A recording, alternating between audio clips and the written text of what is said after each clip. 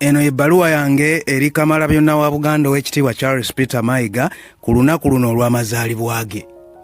Mukama wange Katikkiro, eno ebbaluwa yange ey'okubiri ey'olukale gye nkuwandiikidde ku lunaku luno olw'amazaalibwa go.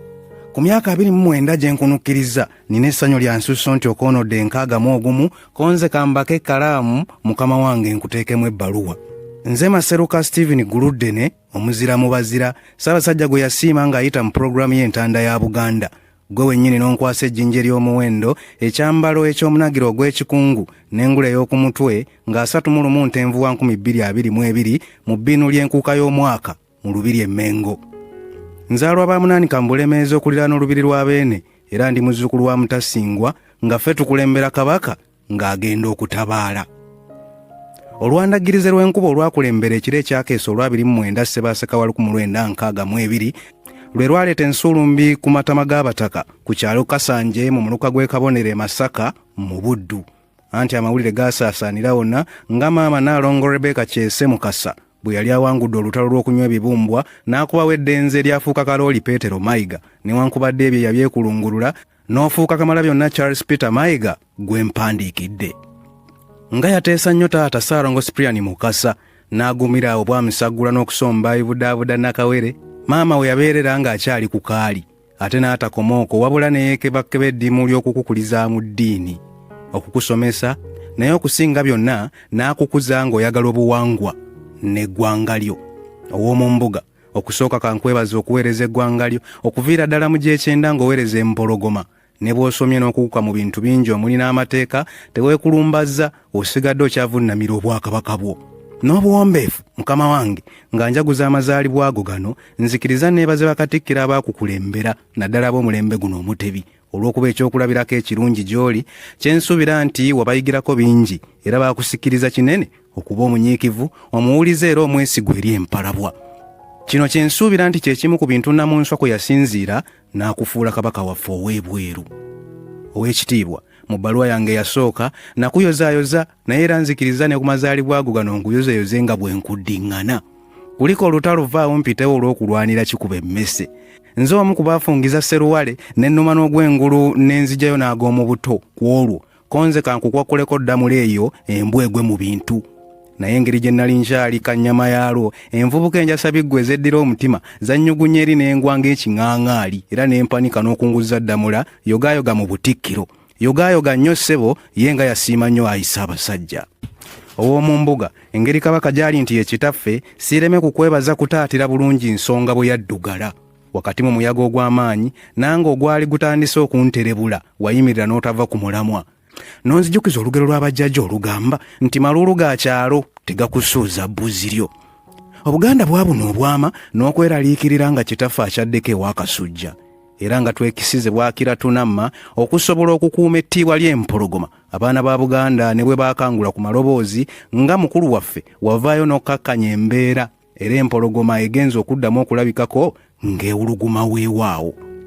Ku nsonga eyo nja kuba mulyaza amaanyi bwe seebaze bantu bonna abakuyambyeko mu kugonjoola obulamu bwa Ssaabawanguzi ng'akulembeza nnyaffe Nnaabagereka, abasawo, abalangira, Obuganda ne Bannayuganda bonna. Wabula Mukama wange nzikiriza era wano wemba nsinziira nkusabe n'obuwombeefu bwe wabaawo amaloboozi agaalumira okuva mu baana ba Buganda mu kiseera kye tuyiseemu eky'okugezesebwa, mukwano gwa kitaabwe oba oliawo gwe gwali gubaboyaanya. Nsaba n'obuwombeefu obwa Sseruganda bwongere okubukala mu baana ba Buganda, wabeewo okusonyiwagana, okuwuliziganya n'okuwabulagana. Mukama wange Kamalabyonna wadde nsuumuse naye akawompo kanteetera buli lwe ndowooza ku ngeri gye wawuliramu mu kiro kya 29 Muzigo wa 2013 Maaso Mmogi lwe yakukwasa ddamula omulamulireko Obuganda. Nfumintiriza ku birowoozo by'okutuukirizaamu obuvunaanyizibwa ebyakujjira mu kiro ekyo. Era neebaliza nnyo maama Margaret Mayiga gwe nsuubira nti yakukumaakuma n'otatya buvunaanyizibwa. Ssebo wange kakati emyaka mbala 10 egiyise nga tonnatagala, bwe ntyo kyenva neebaza Katonda akubedde n'akusobozesa okuwungula eryato ly'obukulembeze bwo nga naawali ekyema oba kulumusi enkasi ogikuba masajja.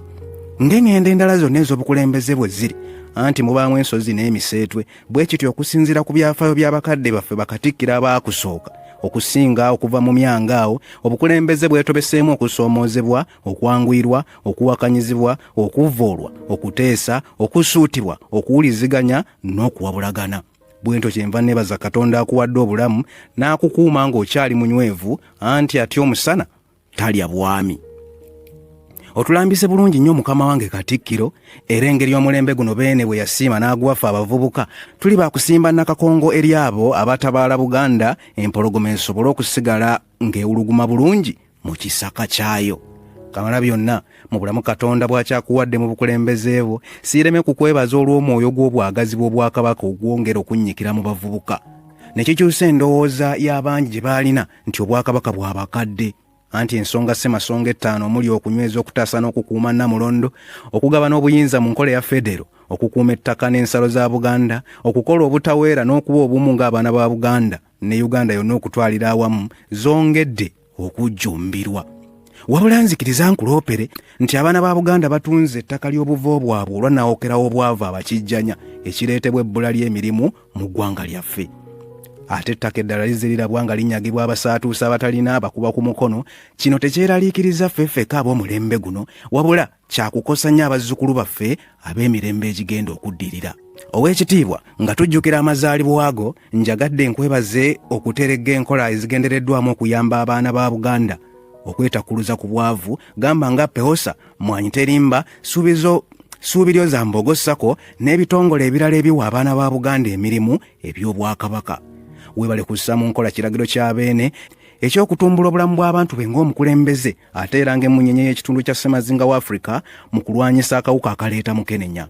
Kino nga kyeyolekedde bulungi nnyo mu nteekateeka y'emisinde mu bunabyalo egitegekebwa buli mwaka nga tujjaguza amazaalibwa ge. Mukama wange Kamalabyonna, nyongera okukwebaza olw'ebibiina ebitendeka abakulembeze ab'enkya, gamba nga Nkoba za Mbogo, Mwenyango, Akaliba Akendo n'ebirala, era wano n'obuwombeefu wenkusabira Mukama wange ebibiina bino byongeremu amaanyi n'okuluŋŋamizibwa, bireme kuddirira, tusobole okufuna abakulembeze abalungi ab'enkya abanaavuganya abo abawakanya Buganda. Nkuyozaayoza nnyo mukulu waffe olw'olulimi lwaffe Oluganda okwongera okwegazaanya mu nsi yonna, nga bwe twogerera bino lwatongozebwa ku mukutu gw'embikkulirwa kumanya abangi gye bayita Google. Kino kitwongedde okwekkiririzaamu n'okulwagazisa abalala saako n'okulwenyumiririzaamu. Weewaawo ennimi engwira tuzeetaaga okutuyamba mu nsi enejjudde okuvuganya, naye tekigasa kusuuta lwa muliraanwa ng'olwange lukonziba. Abavubuka Dennis Mugagga ne Daniel Sewagudde abeeyita Baganda Boys beekebyekebye eddimu ly'okutambuza ekitiibwa kya Buganda okwetoloola ensi yonna. Tetulema kwebaza Katonda eyabawa ekitone saako n'okubagonnomolako obwagazi bw'eggwanga lyabwe. Kamalabyonna, ebirungi bingi nnyo bye naalyagadde nkulojjeko mbulamu bwo mu bukulembeze bwo ne simaliriza. Wabula nzikiriza nnokoleyo okusoomozebwa okunsiiwa okwennyamiza ennyo emmeeme z'abazzukulu ba Kintu. Bazzukulu bannambi bangi bakyalemedde mu makomera olw'ensonga z'ebyobufuzi. Sirema kukwebaza olw'eddoboozi lyo entakera ku nsonga eno, era n'obuwombeefu nkusaba Mukama wange obutaddiriza. Ssebo wange, abaana ba Buganda basengulwa ku ttaka, embuga z'ebika n'amagombolola agamu ziri mu kulwanagana n'abasaatuusa abatalina abakuba ku mukono. Abakulembeze bakola amateeka aganyigiriza Buganda naddala ku nsonga eno ey'ettaka.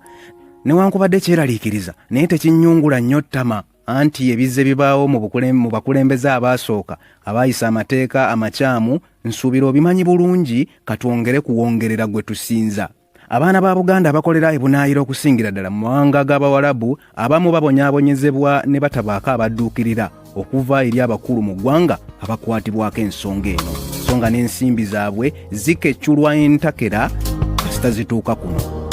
Ensonga eyo Mukama wange njanjikoonyeeko era njagadde etunulwemu nga nkulu nnyo. Mukama wange, nzikiriza mmalirize n'ensonga eno enkulu ennyo mu Buganda: obukuusa, obukumpanya, enkwe, obutayagaliza n'obulabbayi ze zimu ku nsonga enkulu ezikyalemesezza Buganda ne Uganda yonna okukulaakulana, ekintu ekisaana okuvumirira ennyo entakera.